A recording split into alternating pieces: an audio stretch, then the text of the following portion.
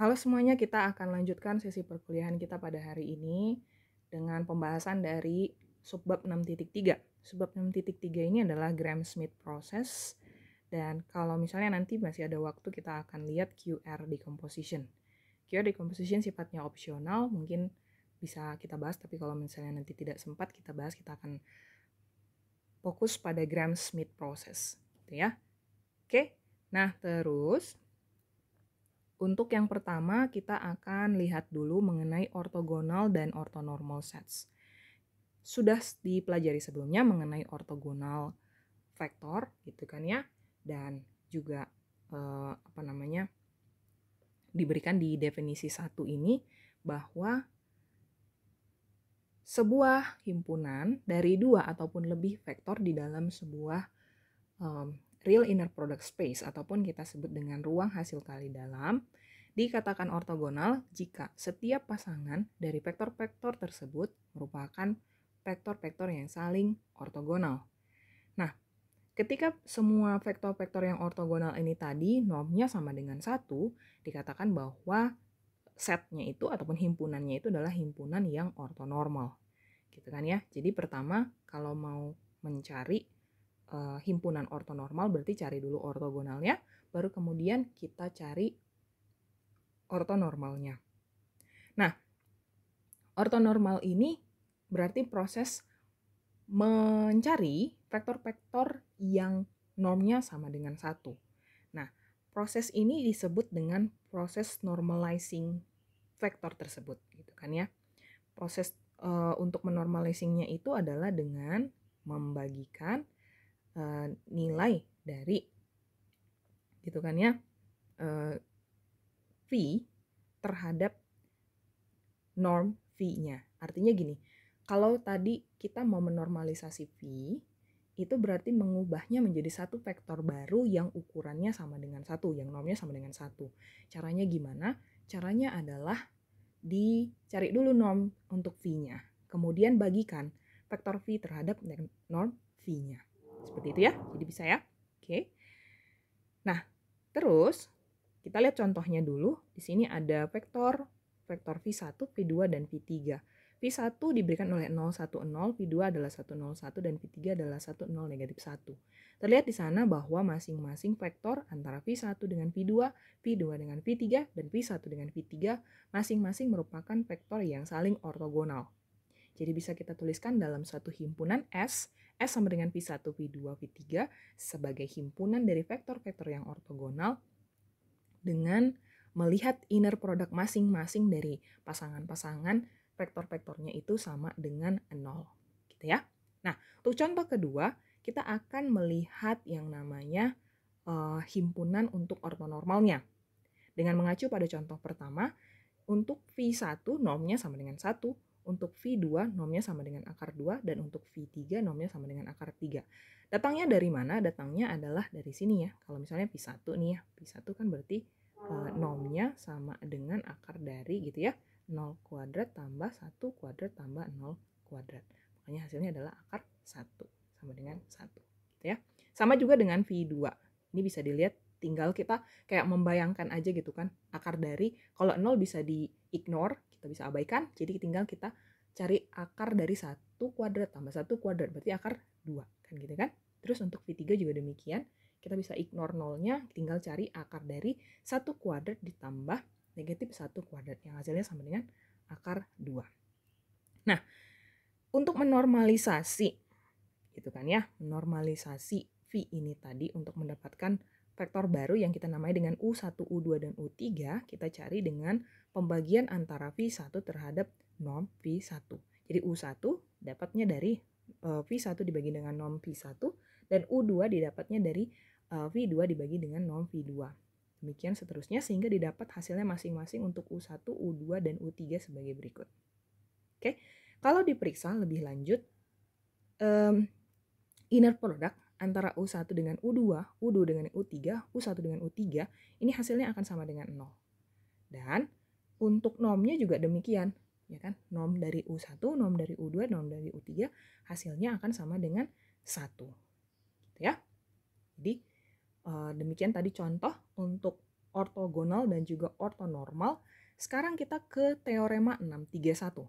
Teorema 631 berkata bahwa jika ada S yang terdiri dari vektor-vektor ortogonal V1, V2 sampai dengan Vn, dan masing-masing vektor-vektor ini adalah vektor-vektor yang tidak nol di dalam sebuah ruang hasil kali dalam, maka S dikatakan sebagai sebuah himpunan yang linearly independent, ataupun di dalam bahasa Indonesia kita sebut sebagai bebas linear. Oke, masih ingat dengan istilah bebas linear? Yaitu kalau misalnya kita punya sebuah sistem linear, ya kan? Sebuah sistem linear, ini saya langsung konversi aja ke dalam sistem vektor aja gitu ya. Misalnya kita ngambil V1, V2 dan seterusnya. Let's say sistemnya berbentuk K1, V1 tambah K2, V2, oke, V2 dan seterusnya nanti berhenti di Kn kali Vn. Oke, solusi dari sistem ini satu-satunya itu adalah K1 sama dengan K2 sampai dengan seterusnya sampai dengan Kn dan nilainya sama dengan 0. Oke, ketika solusinya sedemikian dikatakan bahwa sistem ini adalah sistem yang bebas linear. Gitu ya. Oke. Nah, ini juga berarti bahwa berarti benar gitu ya, karena V1, V2 dan Pn-nya kan nggak boleh 0 gitu tadi kan syaratnya. Nah, oke. Jadi sebagai contoh kita ambil ortonormal basisnya itu sebagai standar basis di Rn, yang kalau dinyatakan bisa seperti demikian: E1 sama dengan 1, 0, 0, 0, 0, E2 sama dengan 0, 1, 0, 0 dan seterusnya, dan En-nya itu adalah 0, 0, 0 berhenti di 1 gitu ya. Jadi maksudnya ini adalah basis-basis standar yang dinyatakan oleh, kalau untuk E1 berarti kan hanya komponen pertama yang 1, yang lainnya 0. Untuk E2 komponen kedua yang 1, yang lainnya 0 gitu kan. Sampai nanti di En, komponen terakhir yang 1 dan yang lainnya 0. Oke. Nah, basis-basis ini, ini adalah basis yang ortonormal. Karena nanti akan memenuhi inner product di antara basis-basisnya sama dengan 0 dan normnya sama dengan 1. Saya terlihat sangat jelas ini di dalam hal ini. Next, kita lihat ortonormal basis di Pn ataupun sebuah polinomial. Pada contoh sebelumnya di section 6.1 ada contoh 7, nanti boleh dicek lagi juga bahwa standar inner product dari polinomial P dan Q dinyatakan sebagai perkalian antara koefisien-koefisien P dan Q, yaitu A0, B0, A1, B1 dan seterusnya sampai dengan AN, BN. Sementara norm P-nya diambil dari sebuah perhitungan, yaitu pakai inner product yang di atas tadi tapi diganti ya.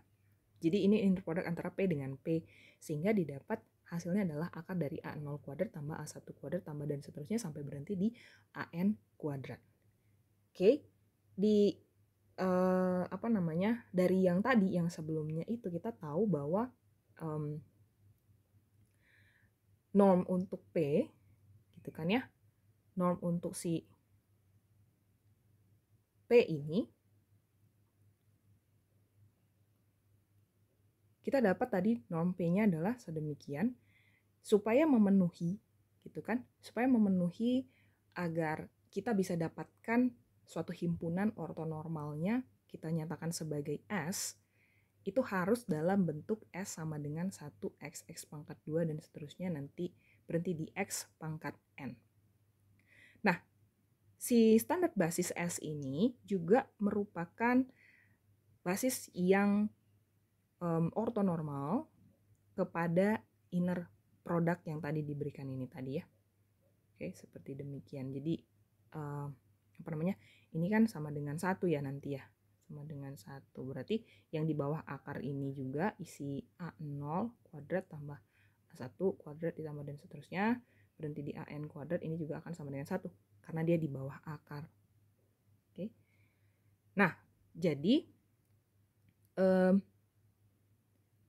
agar memenuhi yang ini tadi ya, bentuk ortonormalnya tadi, S-nya harus diberikan sebagai bentuk dari koefisien yang di P-nya, yaitu S sama dengan 1 gitu kan ya. Terus udah gitu X Udah gitu dilanjut dengan X pangkat 2, dan seterusnya nanti berhenti di X pangkat N. Gitu ya. Oke ya. Terus yang contoh 4. Contoh 4 ini adalah ada U1, ada U2, dan ada U3. U1 itu 010, U2-nya ini 1 per akar 2, 0, 1 per akar 2, dan U3-nya adalah 1 per 2, 1 per akar 2, 0, negatif 1 per akar 2.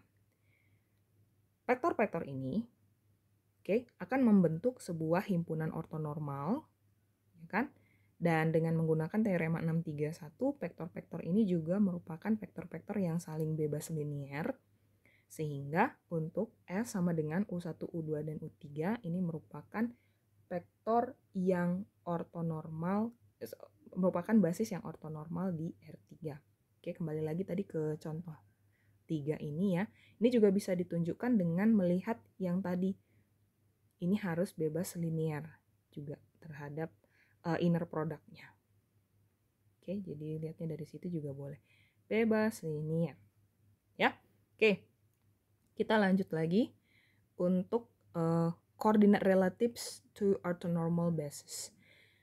Bahwa untuk menunjukkan sebuah vektor U sebagai linear combination dari basis vectors, kita bisa tuliskan sebagai berikut. Ds sama dengan V1, V2 sama dengan Vn.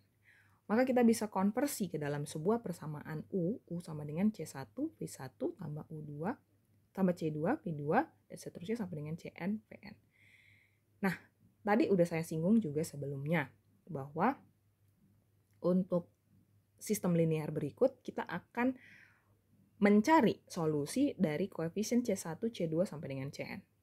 Di teorema 632 diberikan sebagai berikut bahwa untuk S yang sama dengan V1, V2 sama dengan Vn merupakan sebuah basis ortogonal untuk sebuah inner product space V. Untuk sebuah ruang hasil kali dalam V. Dan jika U adalah vektor apapun yang ada di dalam V, maka berlaku U sama dengan norm dari U1 V1 dibagi, ini bukan norm, ini adalah inner product ya. Inner product dari U dengan V1 dibagi dengan norm dari V1 pangkat 2 dikali dengan V1. Terus dilanjut dengan penjumlahan dengan inner product U dengan V2 dibagi dengan norm V2 pangkat 2 kali dengan V2, dan seterusnya nanti berhenti di inner product U dengan Vn dibagi dengan norm Vn pangkat 2 dikali dengan si Vn. Oke. Nah, untuk mencari ortonormalnya bagaimana? Untuk mencari ortonormalnya, karena kita ketahui bahwa normnya tadi sama dengan 1, kita bisa abaikan nilai norm V1, norm V2, dan norm Vn. Jadi, apa yang terjadi? Kita tinggal tuliskan saja U-nya sebagai inner product U V1 V1 ditambah inner product U V2 dengan V2, dan seterusnya nanti berhenti di inner product U dengan Vn dikali dengan Vn. Gitu ya. Oke, nah kita mau lihat contoh. Untuk yang tadi itu contoh 5, diberikan ada V1, ada V2, dan ada V3 sebagai berikut. Kita bisa melihat, kita bisa memeriksa bahwa S sama dengan V1, V2, V3 merupakan ortonormal basis dari inner product-nya. Sekarang kita mau menyatakan vektor U. Vektor U yang dijabarkan sebagai 111 sebagai sebuah kombinasi linear dari vektor-vektor yang diberikan di atas tadi. Nah, jadi kita cek dulu masing-masing inner product U dengan V-nya itu tadi. Jadi inner product U dengan V1, inner product U dengan V2, inner product U dengan V3. Dapat hasilnya ini kan ya, 1 minus 1 per 5, ada 7 per 5. Nah, jadi dengan teorema 632, kita nyatakan U sebagai sebuah kombinasi linear, yaitu U sama dengan V1 dikurang 1 per 5 V2 ditambah 7 per 5 V3. Atau boleh juga dituliskan sebagai berikut. 111 sama dengan 010 dikurang 1 per 5 minus 4 per 5, 0, 3 per 5 ditambah 7 per 5, 3 per 5, 0, 4 per 5. Gitu ya. Jadi koordinatnya apa? Koordinatnya itu cukup menuliskan koefisien yang ada di depan masing-masing V tadi.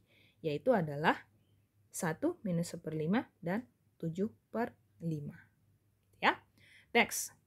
Ini adalah contoh untuk ortonormal basis dari sebuah ortogonal basis.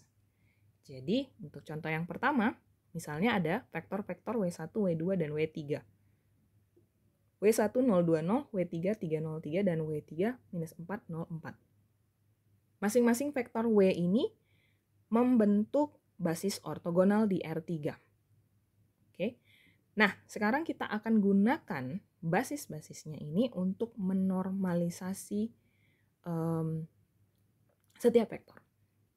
Jadi, yang bagian A dulu ya. Ini tadi kita lihat bahwa merupakan vektor-vektor yang ortogonal. Sekarang kita tentukan. Oke, kita tentukan normnya dulu boleh. Normnya ini berarti jadi akar dari gitu kan ya. Kita bisa ignore ataupun abaikan nolnya, berarti akar dari 2 kuadrat, akar dari 4 sama dengan 2. Yang ini akar dari 3 kuadrat tambah 3 kuadrat, akar dari 18. 3 akar 2 ya. Benar nggak? Kan ini akar dari 18 sama dengan 3 akar 2. Yang satu ini berarti akar dari 16 tambah 16, akar dari 32. 2 akar 4 ya.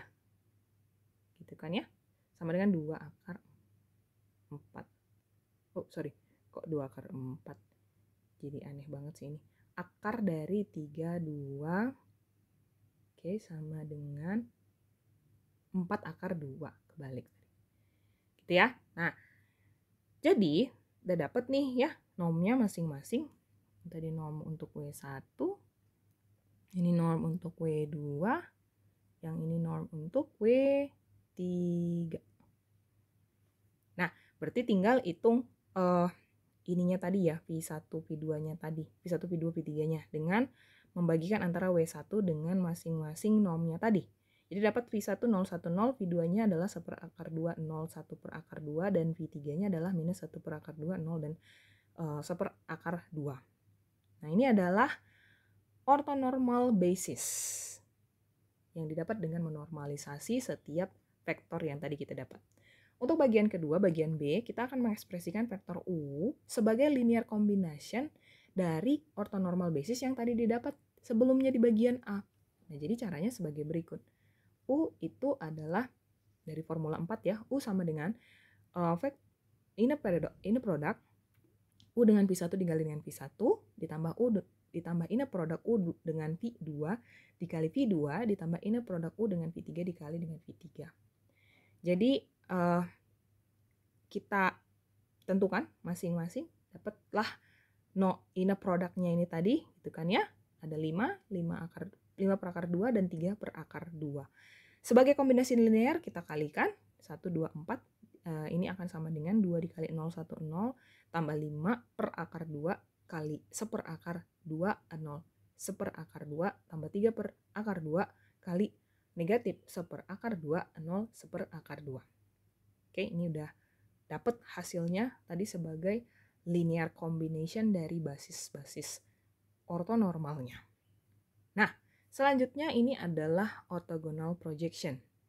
Kita punya teorema 633 yang berkata bahwa jika W adalah sebuah subspace dengan dimensi yang terhingga di dalam suatu ruang hasil kali dalam V, maka setiap vektor U di dalam V dapat diekspresikan dengan tepat sebagai berikut, bahwa U sama dengan W1 ditambah W2.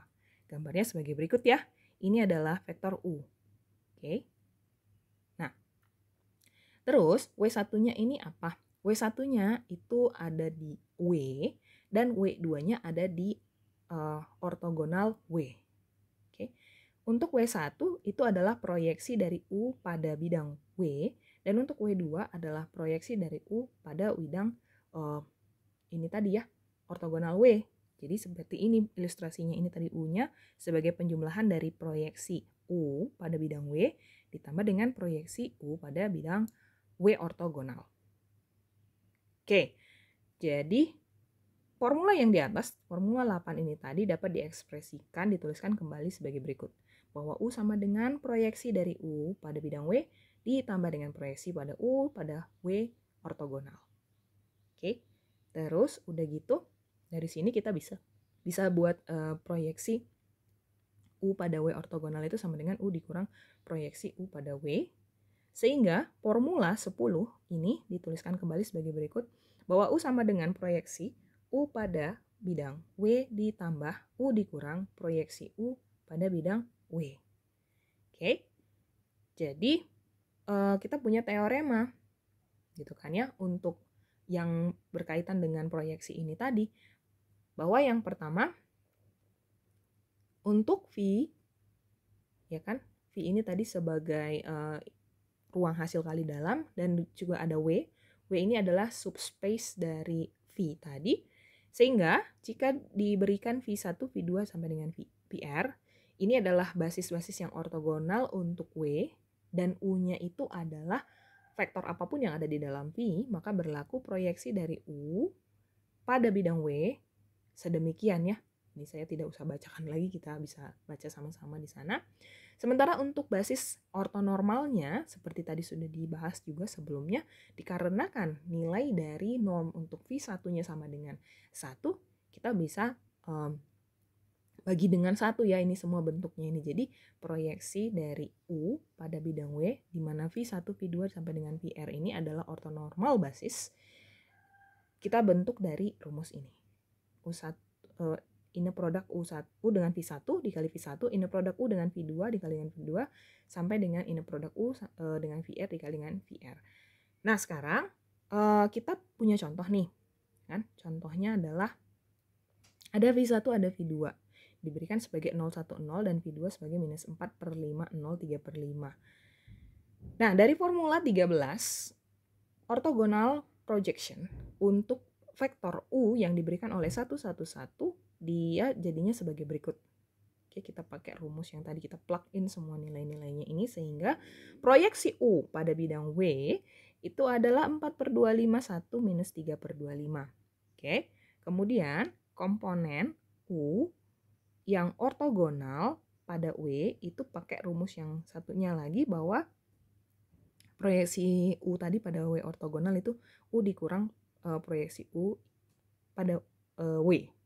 Oke, plug in semua tadi ada 111 dikurang 4/25, 1 minus 3/25, sehingga hasilnya adalah 21/25, 0,28/25.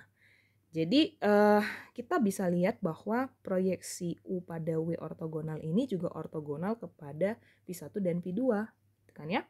Sehingga vektor ini juga ortogonal kepada setiap vektor di space W yang terentang oleh V1 dan V2. Oke, next. Ini adalah geometric interpretation dari sebuah proyeksi ortogonal.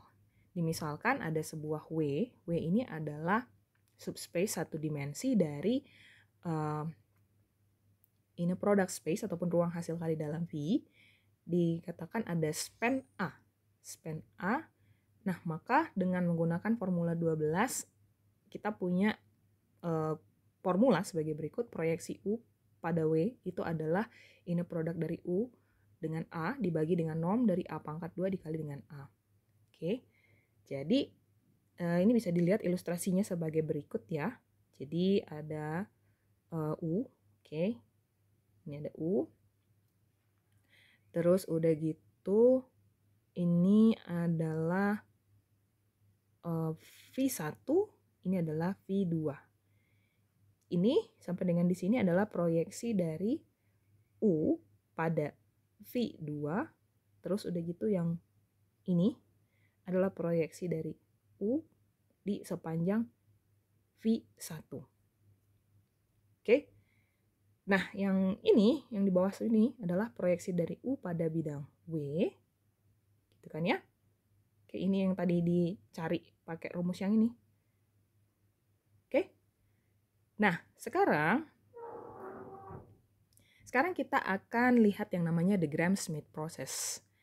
Perlu diketahui, teorema 635 berkata bahwa setiap dimensional finite ataupun setiap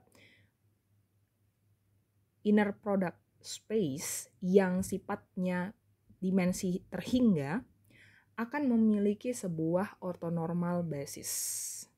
Oke, untuk yang ini kita bisa lihat contoh dari sebuah vektor, ada vektor U2. Vektor U2 ini memiliki proyeksi yang di bawah ini ya, diproyeksikan terhadap bidang W1, kita namai dengan proyeksi U2 pada, no it's not bidang, ini sumbu ya, pada sepanjang sumbu W1. dan juga ada yang ini ya, ada V2 sebagai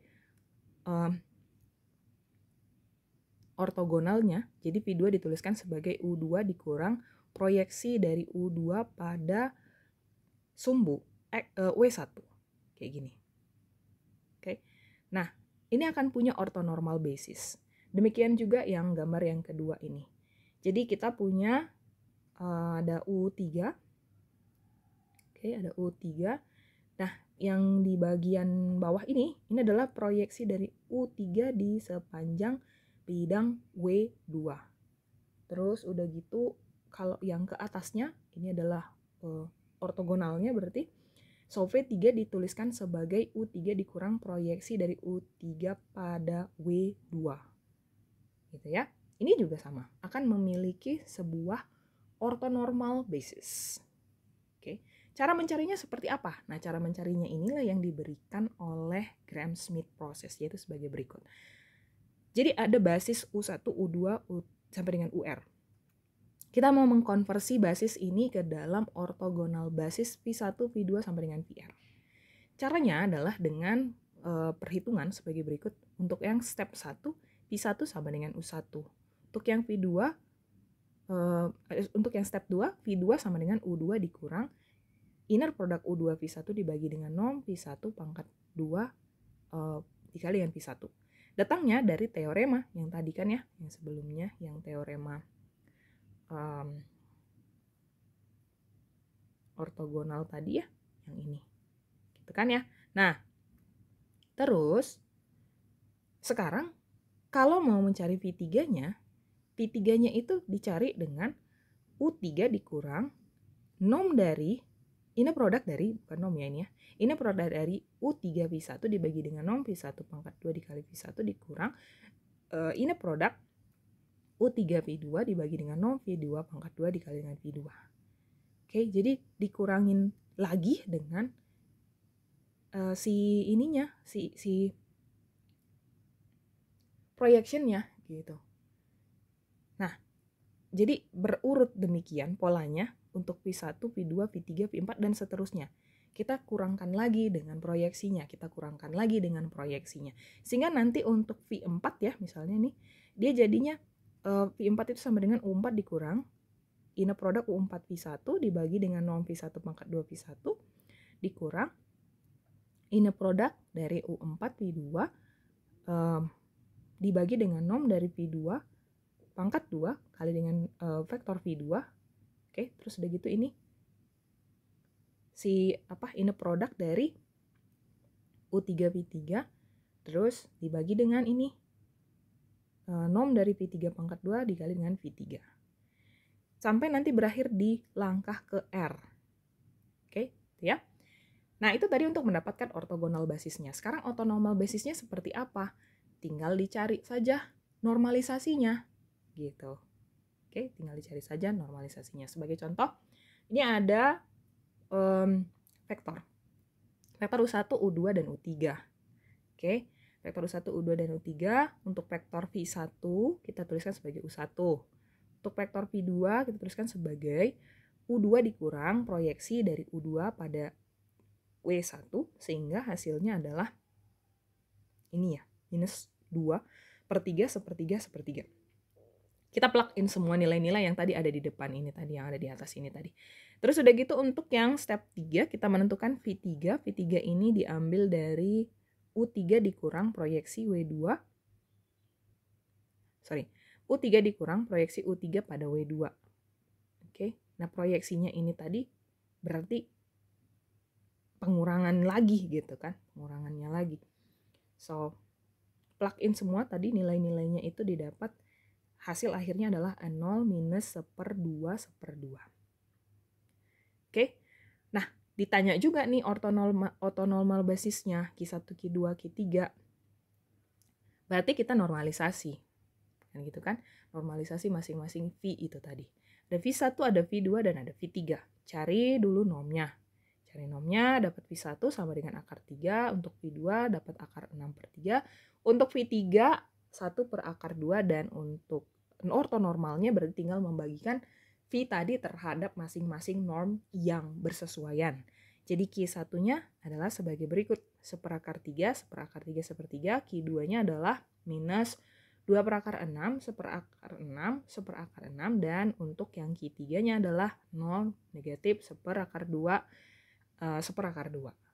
Oke, kayaknya itu tadi ya untuk orthonormal basis dan orthogonal basis yang melibatkan proyeksi dari suatu vektor. Satu lagi contohnya ini adalah polinomial Legendre. Pada pembahasan sebelumnya, jika kita punya polinomial, maka untuk menentukan inner product-nya kita bisa gunakan inner product PQ sebagai integral dari PX QX pada batas minus 1 sampai dengan 1. Nah, jadi kita mau mengaplikasikan Gram-Schmidt ini tadi untuk mencari, ya kan, untuk menentukan atau untuk mentransformasikan standar basis yang berupa 1x, x pangkat 2 untuk P2 ke dalam sebuah ortogonal basis yang kita namai sebagai P1x, P2x, P3x. Caranya bagaimana? Caranya ya berarti kita misalkan dulu U1-nya sama dengan 1, U2-nya sama dengan X, dan U3-nya sama dengan X pangkat 2. Jadi untuk step pertama V1 sama dengan U1 berarti sama dengan 1. Untuk step kedua, oke. Nah, ini kita mulai menggunakan inner product U2 V1. Plug in masing-masing U2 V1-nya itu tadi gitu ya, berarti kan 1 kali X ya. 1 kali X, oke, karena kita udah dapat 1 ya, U2-nya adalah X. So, kita mencari integral dari X pada batasan minus 1 sampai dengan 1 yang hasilnya sama dengan 0. Jadi V2-nya apa? V2-nya adalah pengurangan dari U2 dengan yang tadi ya, inner product U2 V1 dibagi norm V1 pangkat 2 dikali V1. Hasilnya sama dengan X. Karena ini tadi ada 0 dikali 0 kan bisa diabaikan semua nilainya. So, hasilnya tinggal X.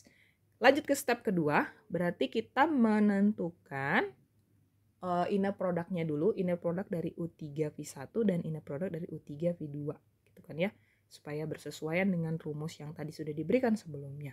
So, inner product antara U3 dengan V1 berarti cari bentuk tadi ya, perkalian U3 dengan V1.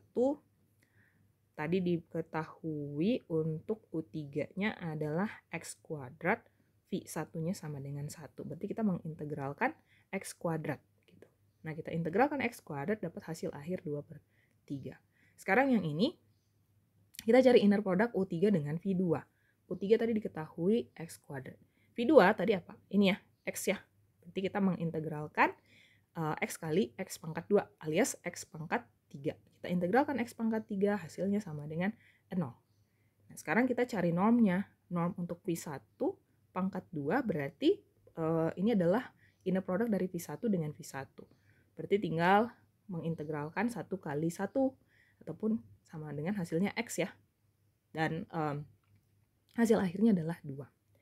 Jadi kita bisa tentukan V3. V3 itu pakai rumus yang sebelumnya tadi. Ini ya. Saya nggak usah bacakan. Bisa terlihat di sana. Dan hasilnya sama dengan yang ini. X kuadrat dikurang 1/3. Dan gitu kan ya. X kuadrat dikurang 1/3. Oke. Jadi kalau gitu kita udah bisa menuliskan masing-masing